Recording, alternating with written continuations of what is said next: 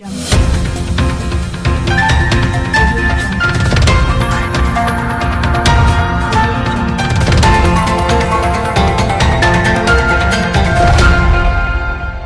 बिहार से राजेश सिंह की रिपोर्ट। नगर परिषद चुनाव को देखते भभुआ शहर के चौपाल चौराहे दीवारें पोस्टर से सटा मतदाताओं में रोमांच।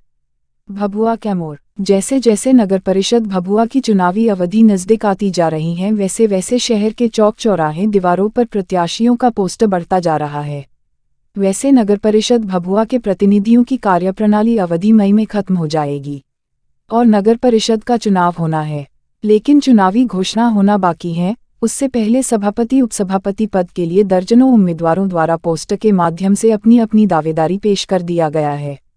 पहले पार्षदों द्वारा सभापति उपसभापति चुनाव किया जाता रहा है, लेकिन इस बार सरकार ने सभी पदों के लिए चुनाव करने का अधिकार आम जनता के हाथ में सौंप दिया है, जिसके कारण मतदाताओं में रोमांच भर गया है। तो दूसरी तरफ प्रत्याशी मतदाताओं के बीच जाकर शहर की विकास करने की बात कह रहे हैं। राजेश सिंह टुडे बिहार न्यूज़ से मैं हूँ। मैं अभी इस समय भभुआ नगर परिषद के पूर्व सभापति अमरीश अग्रवाल उर्फ बंटी अग्रवाल से बात करूंगा।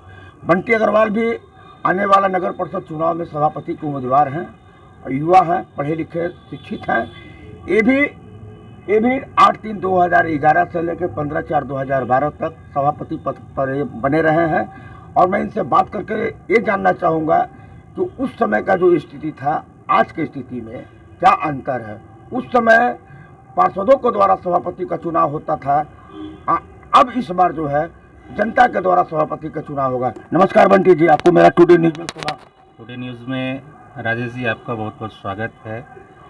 आप अपना बहुमूल्य समय निकाल कर और मुझसे बाइट्स लेने आए, मैं इसके लिए तहे दिल से आपका शुक्रिया अदा करता हूँ। धन्यवाद, बहुत बहुत धन्यवाद आपका। बंटी जी, मैं कुछ आपसे सवाल करने आया हूँ। आप वार्ड पार्षद भी रह चुके हैं भभुआ नगर का, इधर आप बीच में छोड़ दिए थे, सभापति पद के भी आपने उस गर्मा पद का भी आपने पालन किया है। अब फिर आप एक बार लोगों के कहने पर, मुझे मालूम हुआ जहाँ तक लोगों के कहने पर फिर एक बार आप सभापति पद के लिए उम्मीदवार बनने जा रहे हैं, कैसा लग रहा है? सबसे बड़ी खुशी तो ये है कि सरकार ने सिस्टम को जो लागू किया कि अब जनता खुद चुनेगी अपना सभापति और उपसभापति, तो अब ये जिम्मेदारियां बढ़ती जा रही हैं जनता की भी और सभापति और चुने हुए मेंबरों की। पहले क्या होता था कि सभापति ये कह के चले जाते थे कि साहब आपके वार्ड पार्षद उस चीज़ की अनुशंसा नहीं कर रहे हैं जिस चीज़ की आपको ज़रूरत है। लेकिन अब आप 25 वार्ड के चेयरमैन जब रहेंगे, 25 वार्ड की जनता आपको चुनेगी, तो इसकी जवाबदेही आपके ऊपर पार्षदों से भी ज़्यादा अधिक रहेगी। का अवधि में न जाने कितने सभापति बदल दिए जाते थे। हाँ, आप खुद समझदार हैं क्यों होता था, कैसे होता था, क्यों होता था, इससे है। लेकिन अब तो जनता का हाथ में आ गया चुनने का। तो इस बार आप भी सभापति के उम्मीदवार है। मैं आपसे पूछना चाहता हूँ कि सभापति इस नगर के लिए कैसा होना चाहिए? जो दूसरों के मन को समझ सके, दूसरों की ज़रूरतों को समझ सके और उस ज़रूरत को अपने ऊपर लागू करके देखे कि अगर कोई इंसान, कोई अपने इस शहर की जनता किस कष्ट में जी रही है, उस कष्ट को आप अपने ऊपर समझें, तभी आप निराकरण निकाल सकते हैं। अगर कोई जनता नाली की, सड़क की समस्या लेके आती है, मैं भी इसी शहर का रहने वाला हूँ, अगर मेरे खुद की अगर नाली और सड़क या आधारभूत सुविधाएं मुझ तक न पहुँचेगी तो मुझे कैसा महसूस होगा, ये खुद पे होके तभी उम्मीद है कुछ समय उतना राशि नहीं आती थी। बिल्कुल, बहुत सी राशियाँ आई आपके नहीं रहने पर। क्या वो राशियाँ का सही उपयोग नगर परिषद के जो शहर है उसमें किया गया? अगर मेरे देखने से तो नहीं हुआ। क्यों? मेरे देखने से इसलिए नहीं हुआ है कि ये शहर के पोर्टल पे होना चाहिए कि आपने रियल में किया क्या है। सरकार कहती है कि एक लिमिट अमाउंट के बाद, लिमिट राशि के बाद आपको सारे कार्य टेंडर के थ्रू करने हैं, लेकिन यहाँ देखा जाता है कि सारे कार्य विभागीय होते हैं। छोटा सा मैं उदाहरण देता हूँ कि नगर परिषद में एक जेई हुआ करते थे जिनके ऊपर आरोप है कि उनके ऊपर 2 करोड़ 3 करोड़ रुपये बाकी है। आखिर ये नगर परिषद ने उसको पैसा किस काम का दिया? इसका मतलब सारा काम नगर परिषद उस जेई से कराता था, सारे काम विभागीय होते थे। अगर एक कार्य को 10 कार्यों को एक आदमी के ऊपर सौंप दिया जाए और उस 10 कार्यों को अगर वेंडर को दे दिया जाए, टेंडर के थ्रू कर दिया जाए, तो सरकार का राजस्व भी बढ़ेगा और काम में पारदर्शिता भी दिखेगी। आपसे ज़्यादा कोई नहीं जानता है, जनता तो अंधेरे में है। खैर, जनता के अब हाथ में है। मैं ये पूछना चाहता हूँ, आप अगर बना दिए जाते हैं सभापति, तो आपकी सबसे बड़ी प्राथमिकता क्या होगी इस शहर के लिए और जनता के?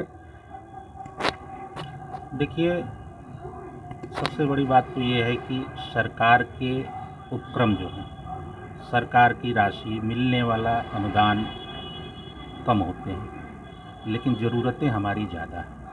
लेकिन उसके बाद भी मेरी सबसे पहली ये प्राथमिकता होगी कि जो नए वार्डों में क्षेत्र का विस्तार हुआ है, लेकिन उनकी सुविधाओं का विस्तार नहीं हुआ, तो मेरी पहली प्राथमिकता होगी कि जो क्षेत्र उसमें जोड़े गए हैं उनको अगर जो भी आधारभूत की सुविधाएं नहीं मिल रही हैं, पहले वो देखना है। जैसे मान लीजिए, आप वार्ड नंबर 1 से शुरू कीजिएगा, 6 तक जाइएगा, ward number 11, ward number 12, ward number 25, ऐसे जो वार्ड हैं जिनको जोड़ तो दिया गया है परिसीमन में, लेकिन उस परिसीमन के आधार पर न उनके मकानों को नगर परिषद के पैनल में लाया गया पूरी तरह, और न ही उनको सुविधाएं पूरी तरह दे पाई गई हैं। तो मेरी पहली प्राथमिकता होगी कि शहर को सबसे बड़ी चीज़ कि उनको नाली, गली, आधारभूत सुविधाएं, और सबसे बड़ी चीज़ कचरे से निपटारा करना। कचरे नहीं रहेंगे तो शहर में सुंदरता रहेगी। उस कचरे को कहीं ना कहीं डंपिंग करा के उससे होने वाले जो फ़ायदे किए जा सकते होंगे उस पर विचार करते हुए उसको पूरी की जाएगी। नगरवासियों को बहुत बड़ा पर्व होता है हिंदुओं का, जिससे होली करते हैं, इस पर आप क्या कहना चाहेंगे? देखिए, हिंदू हो या मुस्लिम, होली का पर्व आपसी सौहार्द का पर्व है, आपसी प्रेम का पर्व है, और इसको खुशी खुशी सारे लोग मनाएंगे।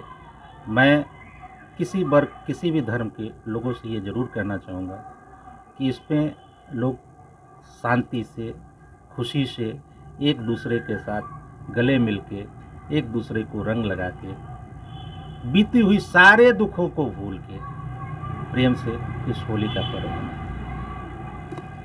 धन्यवाद सर, जो आपने मुझे इतना समय दिया।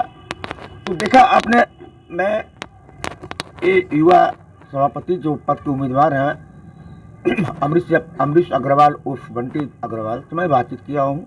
बहुत अच्छे व्यवसायिक भी हैं, युवा हैं, और ये सभापति पद पर रह चुके हैं। इनकी बातों से ऐसा लगता है कि इस बार जनता ही फैसला करेगी। इस बार वार्ड पार्षद फैसला नहीं करेगा सभापति का, और होना भी चाहिए। जनता में एक नई जागरूकता मैं देख रहा हूँ। जनता चुपचाप तमाशा देख रही है। ये कहावत है, ये पब्लिक है, सब जानती है। तो मैं राजेश सिंह, टुडे बिहार न्यूज़ के लिए बहुत बहुत धन्यवाद सर, जो आपने मुझे इतना समय दिया। धन्यवाद राजेश।